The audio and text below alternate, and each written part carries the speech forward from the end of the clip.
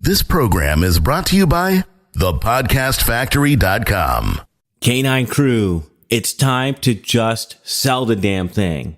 Doberman Dan is revealing his contrarian formula for getting a rush of new customers, building your business faster, and making the highest possible profits. Go to justsellthedamnthing.com to get your copy today.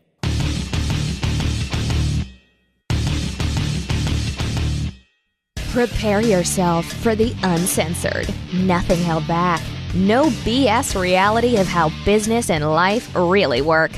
Doberman Dan is off the chain. You were listening to the Off the Chain Show. Welcome back to another edition, Canine Crew.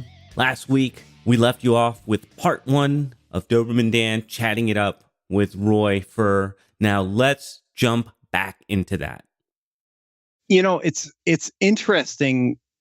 Mike Palmer gave a presentation once that I saw, and he's lead copywriter for Stansberry, which is another Agora company, for anybody who doesn't know. And he was talking about the life of a project, like how your feelings are during the life of the project. And when you first get started out, you're all excited and you're feeling good and you're feeling confident. And, you know, he showed this little graph of it's going up a little bit, it's going up a little bit, and you're feeling really good. But then you start to get into the work and you start to get into all the things that you realize that you don't know. And you start to get into recognizing the possibility of failure. And it just goes down deep into this ravine of despair, this trough of despair. And finally, as you start to put the finishing touches on something, it starts to curve up, and hopefully you get a marketing success, and it goes up and up and up. And, you know, ideally, if it's a winning campaign, you feel the best about it once it's well into the rear view mirror, because that's when you've forgotten all the work, but you're still getting paid the royalties. But I think our careers are also like that too. It's really easy to get excited and kind of cocksure at the very beginning and feel really good about ourselves. But then the more you know you don't know, and you've seen plenty of failure. You realize that the best laid plans of mice and men are just that. They're plans. They're not reality. And you start to realize all the ways that you can fail, and even in the face of your biggest successes, you can still feel like a failure. I'll tell you, I mean, I deal with that, launching new businesses, things like that. It's going really well, but somehow it feels like the worst. And so you have to pay attention to the numbers. You have to pay attention to where you've come from. You have to pay attention to all of that. And then, you know, ideally throughout the course of our career, we'll eventually at some point be able to look back and say, you know what, we did a few things right, and we can feel pretty good about ourselves. We accomplished some goals. We changed some lives for the better. We gathered resources in the form of income and so on for our friends, for our family, for our clients. And that's a good thing. But don't get into this if you think it's going to be easy or you think it's going to be smooth sailing all the way. That's not what entrepreneurship is, and that's definitely not what direct marketing is. That's good advice, man. I mean, that's why I like doing a podcast for entrepreneurs. I've put out an invitation though. I've expanded this podcast. It doesn't necessarily have to be entrepreneurs. It's just I find these particular traits mostly in entrepreneurs, but you know, anybody who just looks at their life as a work in progress and is willing to work to try to become better, to try to strive for more, and is willing to do the work and go through the emotional pain that's required to do that. I mean, they are welcome on this podcast, but I mostly find that in entrepreneurs. It's about taking control of your life and taking control of where you're at. And that's common among entrepreneurs. It's an easy category, but people can do that from all walks of life. They can work for somebody else and take control of their life and the results that they generate. They can, yeah, absolutely. I'm with you there 100%. I love talking about this kind of stuff that we're into now, because although my friend, original direct marketing copywriting mentor, I'm lucky now to call him a friend, and somebody I highly respect, would probably tell me that the things I reveal on this podcast, it's completely contrary to what I'm supposed to be doing and what I've done in other media, which is create this Doberman Dan persona, somewhat bigger than life, you know, who Doberman Dan is the guy with that's Dan Gallipoo. That's Dan Gallipoo's best self. Dan Gallipoo with his best foot forward. But I talk about stuff on this show that, Dan Kennedy would probably say, you're undoing all the hard work you've done positioning. Because I talk about this stuff like I feel like I suck. But I used to feel really alone in dealing with all the head stuff that I've dealt with and continue to deal with. And then, the more I talk to other copywriters and entrepreneurs, I'm thinking, hey man, I am not alone. In fact, you're a music guy, right? So yeah. You're probably not into jazz because these days hardly anybody is. But I occasionally listen to a podcast by a couple of my heroes, guitar players in the jazz world, Scott Henderson and Bruce Foreman. Scott Henderson is a legend. That guy was a trendsetter. I mean, to this day, he will be remembered as somebody who broke barriers in the jazz world. And you should hear these guys, how they talk about themselves on their podcast. They're recognized as the cream of the crop, A-list, best of the jazz world, which, and all they can focus on is that missed chord in the last gig. Like, I mean, absolutely. And they suck. And I've taken Skype lessons with Scott, and I'm like, I can barely talk. Like, hey, Scott, can you teach me how to solo over the changes in Spain by Chick Corea? Because he was in Chick Corea's band back in the 80s. And he I'll show you some stuff. And he just starts soloing over, and I'm so blown away I can barely speak. And he's like, jeez, man, that sucks. Like everything. I'm like, Scott, stop. What was that you just played? It's just the scale, man. Like completely. And it's not any kind of false humility. He really is so critical of himself. He thinks he sucks. Okay, so let me interject here because, well, there's a bunch of angles here. But I have heard it said more than once that the people who tend to create the most success also tend to be the hardest on themselves. And there's an Eminem lyric from the song Rap God where he says, full of myself, but still hungry. I bully myself because I make me do what I put my mind to. And I'm a million leagues above you. And him, Marty Edelston, actually collected when we toured Boardroom as part of the Titans of Direct Response, the VIP folks and me, because I was the copywriter, got to tour Boardroom. And Marty had this art collection that was full of all these meaningful pieces of art from both world famous artists and complete unknowns, just anything that spoke to him. And one of the things that he had was like a pile of paddles, like would be used in the olden days to beat kids' butts, that had these different words on them.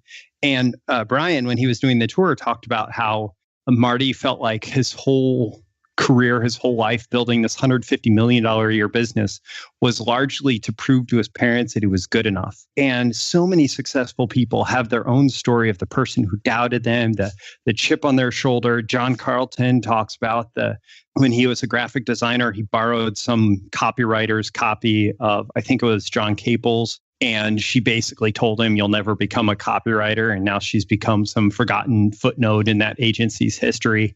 And John Carlton is John Carlton. And how much that drove him. When I was in, what was it? I think my freshman year of high school, my English teacher basically said that I couldn't have written something I did. And it was clearly plagiarism. And so I had to stay after school and write the next version of the assignment while sitting next to her. And one of the things that she said was that the average freshman doesn't use the word amongst correctly.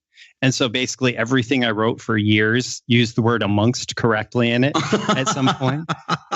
And it was like I became a better writer because of that negative experience. Like the sharpest steel is forged in the hottest fires. And I don't know if that's accurate to actually forging steel, but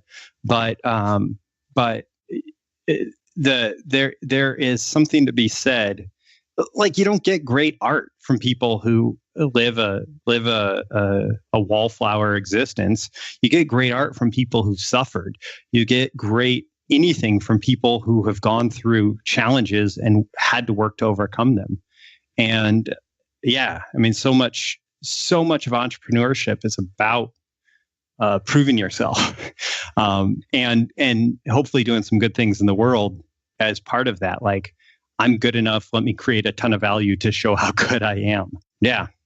You just totally, it was almost not almost, it was the perfect setup.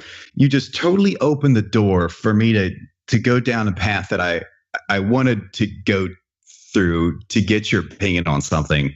All right. So I'm going to do this.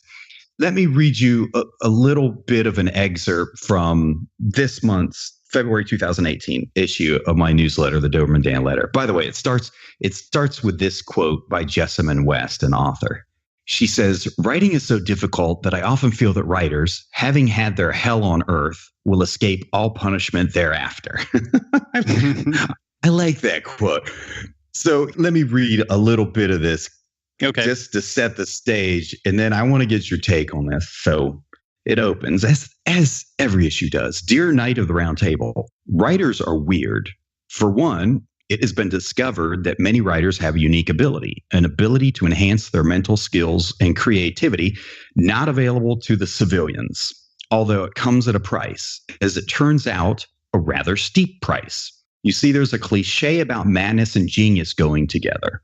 However, it turns out that hypothesis is wrong. In the early 1980s, Nancy Anderson, a neuroscientist at the University of Iowa, interviewed several dozen writers at the Iowa Writers' Workshop about their mental history. What she expected to find, because of that cliche about madness and genius, was that writers suffer from schizophrenia at a higher rate than normal. However, that wasn't the case. Instead, she discovered that 80% of the writers met the formal diagnostic criteria for some type of depression. Contrary to the cliche, these writers weren't crazy. They were just really, really sad. A similar finding came from biographical studies of British novelists and poets done by K. Redfield Jamison, a professor of psychiatry at Johns Hopkins. According to her data, famous writers were 8 times as likely as people in the general population to suffer from major depressive illness. And let me just skip down here. Dr. Anderson claims that depression is interwoven with a, quote, cognitive style, unquote, that makes people more likely to produce successful works of art.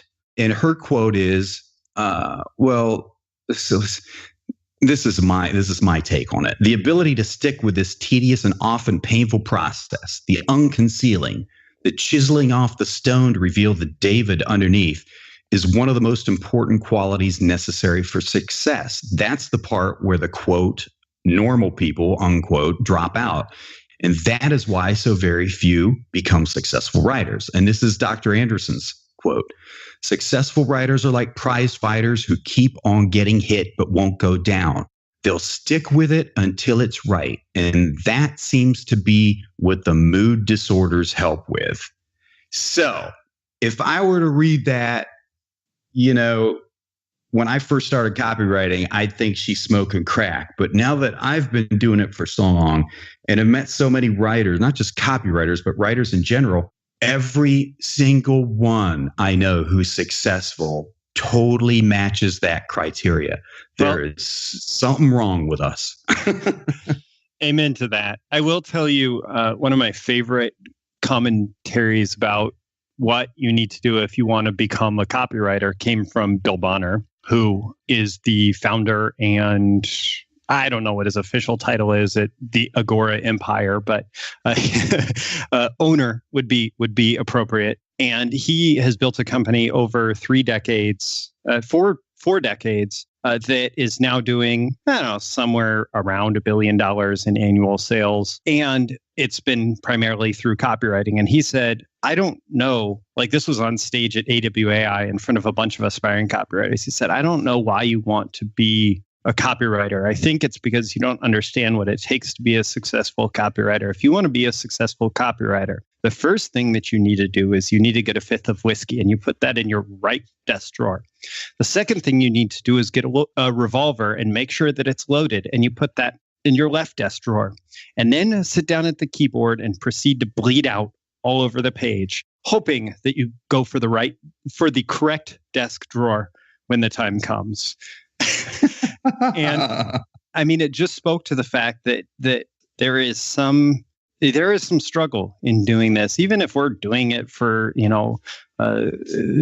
greedy aims or, whatever label somebody might want to put on it from the outside. The fact that we choose commercial writing to generate sales versus, I don't know, trying to write the next great American novel, that we are still going through the same struggles, that we're still facing the same challenges. And I'm not saying this like a pity me thing. I'm just saying this because, that's the reality of the experience that you and I have shared, and every good writer who's really diving in and living life enough to make their work interesting. That's what we do. We go out and we embrace the challenges of life, and it makes us pretty miserable quite often. But I also think that ultimately we do kind of become better human beings as part of the process too.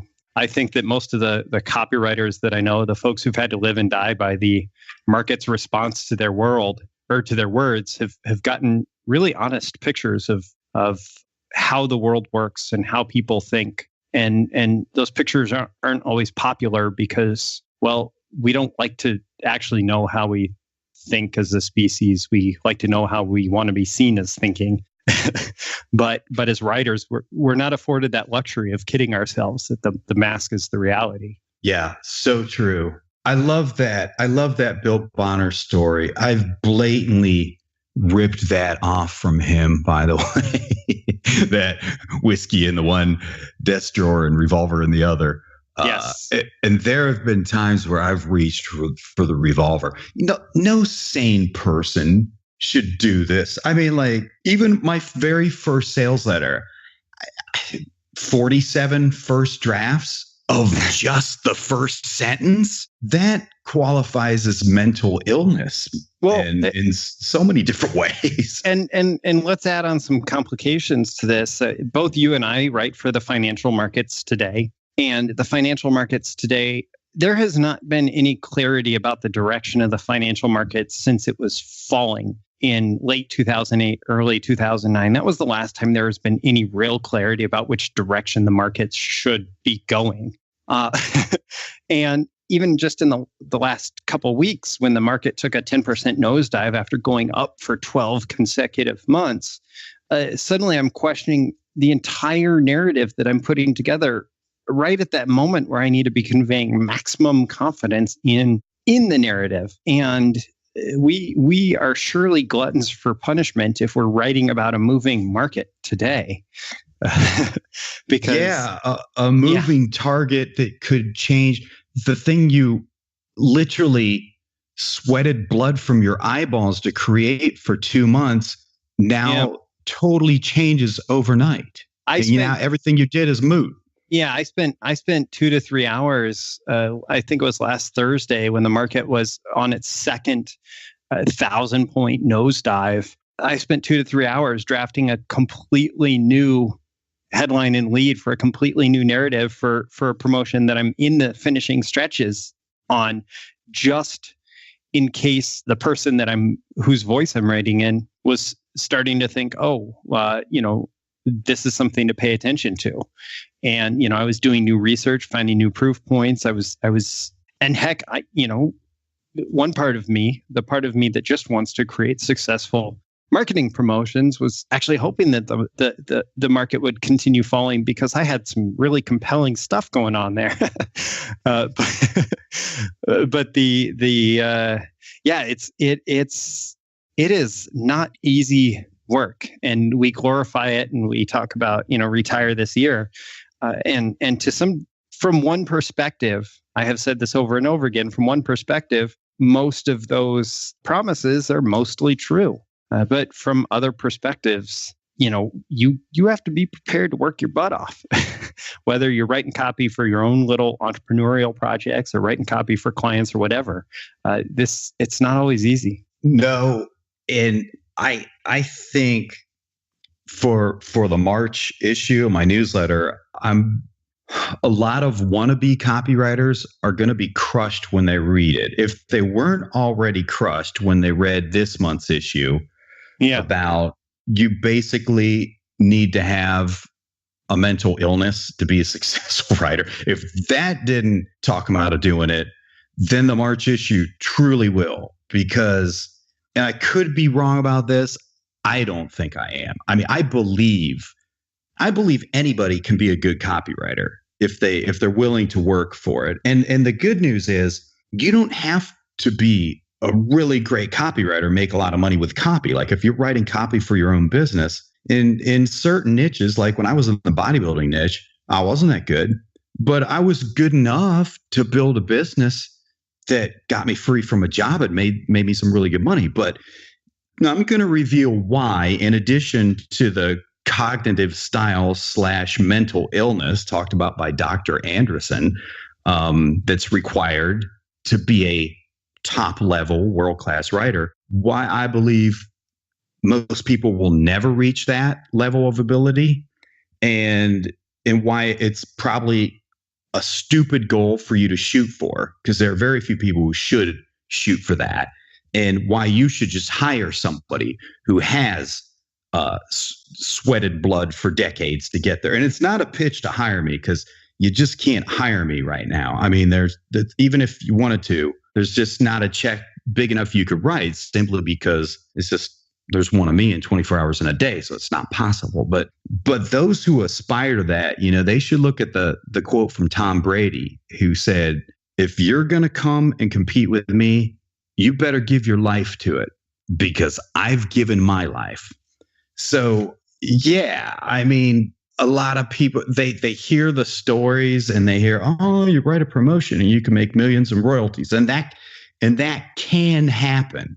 But I've just found most people, first of all, thank God they're not cursed with the mental issues or the bad brain chemistry or whatever it is that the successful writers seem to be cursed with. So they should actually rejoice in that. But second of all, most are not willing to go through the gut-busting work it takes to get to that level. And it's not so much the physical part of the work that it's the problem.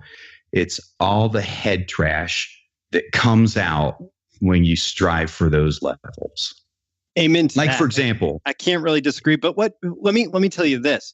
I think that you should go all in, that with this March issue, that you should really embrace that message, because those who can't handle that message will be better served by hearing it and getting out. And those who can handle that message will be better served by being more prepared for what is to come. And so I think everybody will be better served through that message. So, I'm glad I'll you give you a said vote that. of confidence. I'm seriously glad you shared that, because I was working on it today and I found myself pulling my punches a bit, and so I stopped and I thought, either I'm going to write about this or I'm not. And if I'm going to write about this, I can't pull my punches. Yes. I mean, bottom line, here's the deal. Like, so many people who come into my world that are what I call a knight in my marketing Camelot. I want to talk about your membership here in a minute too. They come into that world because their stated goal is, I want to start this kind of business. I want to be a successful entrepreneur. And the goals for that are whatever, fill in the blanks. It's because I got a job I hate. The business is to get me free from that, or whatever. I'm going to show all my teachers wrong. Or some of them are like, hey, I want a private jet. Whatever the goal is, the stated vehicle for doing that is starting a successful business. And then they spend so much time learning copywriting to write copy for their own business. That is a bad decision, in my opinion, because I think that is going to severely hold back their business growth for years and years and years, and they may never achieve the growth they want. And that's actually the most likely outcome. Instead of doing what they should be doing, if the goal truly is a successful business, then they got to be the producer. Okay. The producer hires the musicians, the best A-level musicians. He hires the promoter. They just need to hire a sick, mentally ill dude who is a great copywriter. I could be wrong, but I'd love to hear your thoughts on that. Well, I will tell you, having been beating my head against the wall of having all the capabilities that I need to build my own business, and running into struggles because because I admittedly probably do way too much work in my business, and having the outside perspective that I heard from, I think his name is Roland Frazier. He's one of the partners in Digital Marketer and their various business ventures. I heard him on an interview once say that he only wants to be involved with businesses where he can not be in the org chart within 18 months and sooner if possible. And so that is, he gets involved with building these businesses, but his entire purpose in building the business is to create something that runs without him. And there is something to that because you are able to create so much more scale. You're able to create so much more value in the world if you create something that does not require your input every day and on every level. When you create something that requires your input on every day and on every level, when you wake up and you have a bad day or your head's just not in it, you have too much head trash going on, or whatever other reason, your business does not move forward. Whereas if you approach it from a CEO perspective, or even better, a corporate board member perspective, that my goal is to create maybe to design this business and then to launch this business, but then to very quickly put the management structure in place to sell the value and deliver the value. You're just able to create so much more and so much faster if that is your attitude. Now, it does require rethinking everything that you thought you knew was true. And so, if you thought you were going to become a copywriter to build your business, when suddenly, Doberman Dan, the copywriter, and Roy Furr, the copywriter, is saying, no, don't do that. And you can't hire us either because we're too busy. It does require a brand new perspective on your business. But I would tend to agree that the most successful business owners that I've ever worked with tend to be more hands-off than hands-on. And you will always be the best copywriter for your business. But Dan Kennedy also at one point taught about the GE spot. Intentionally controversial naming, but it was the good enough spot. If you can create marketing that's good enough to go test in the market, and you do that a lot, you will create way more success than if you always insist on the best. Now, I may be wrong, but I think Agora Financial tested, or Agora, not the parent company, but the Agora, the namesake company, tested over 1 million words of copy last year, if I'm right. And that's what I heard from, through the grapevine from Joe. And if you test 1 million words of copy, you are going to have some pretty big successes in there, even if you, as the best copywriter in the business, didn't write a word of it. If you set the vision and you said, we're going to test a lot of stuff and we're going to bring in as many people as it takes to test 1 million words of copy, well, you're going to have some big wins. And yeah, so I agree wholeheartedly. Well, JR, our producer, is cracking the whip. Yeah, we got to wrap this thing. We got a hard stop. So I could speak with you for hours longer, but we got to wrap. So tell people, if they want to get info about you, what's the best way to find you? Yeah. So probably the best first stop is breakthroughmarketingsecrets.com, with a hat tip to Gene Schwartz and everybody else. Breakthroughmarketingsecrets.com. I've written a daily essay there since 2014, April 2014, over 1 million words of content. And I have some pretty high level entrepreneurs, business builders, and direct marketers as readers who regularly open and read my 1,000+ words every day. That's Breakthrough Marketing Secrets. And for those folks who go deep, you'll see links through to BTMS Insiders, which is my training library where I go deep into all of these topics that are relevant to direct response business builders and especially copywriters. And actually, in the last week, I really identified kind of that core persona. I was challenged by somebody to really identify the core persona. So who is Breakthrough Marketing Secrets and BTMS Insiders the best fit for? Because I deliver a ton of value. It is direct response nerds.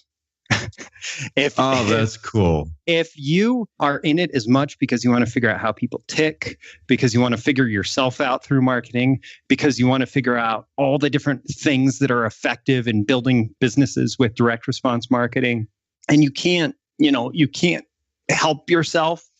I have 1,000 words a day that'll really feed your nerdiness. I have a huge library of training content that'll feed your nerdiness. You pay a flat fee every month and you get, I believe I'm currently up to over 60 hours of training that you get instant access to through that monthly membership. So yeah, that's where you find me, Breakthrough Marketing Secrets, and click through to btmsinsiders.com if you want the training library. Awesome. Well, thanks for being on the show. Come back anytime. Awesome. Thanks, Dan, for having me. And thank you, everybody, for joining us for this. We'll talk again soon. All right. Another Off the Chain show is in the can. Thanks, Roy. Thanks, K9 Crew. And thanks, Doberman Dan.